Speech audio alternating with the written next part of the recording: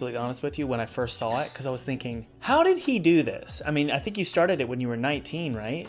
Yeah, that was like when I first kind of came up with the concept. So yeah, take me back to the beginning and just tell me the story of making this thing. Yeah, so I guess I'll just quickly go over the tools that I use just for reference for everybody. So I use Unreal Engine 4 for Choo Choo Charles. I'm now on Unreal Engine 5, which is basically the same thing for anybody wondering. I use GIMP for all of my 2D art, and then I use Blender for any custom 3D stuff that I What's have your to make. 2D art, by the way? Just for clarity.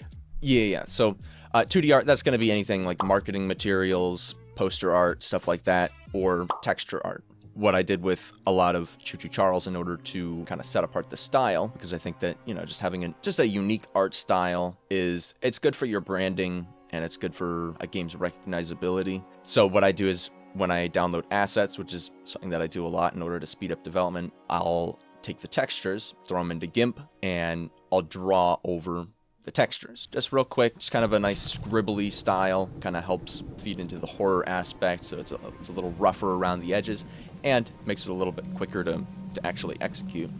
But in any case, so that's like kind of what the 2D side of stuff looks like. From a production standpoint, I think one of the main things was the pre-production on Choo Choo Charles was very fast. It was very, very fast, rushed even.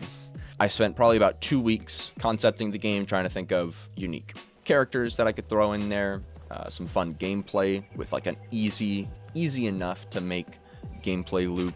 And so after 2 weeks, I had a pretty solid idea of like kind of the foundation of the game. Like I didn't have a full list of all the missions that I wanted, for example. I didn't have a full list of all the different guns that I wanted, but I knew that I should have a handful of different guns that you could get from missions. I knew that I should have a couple of required missions, and I knew that there should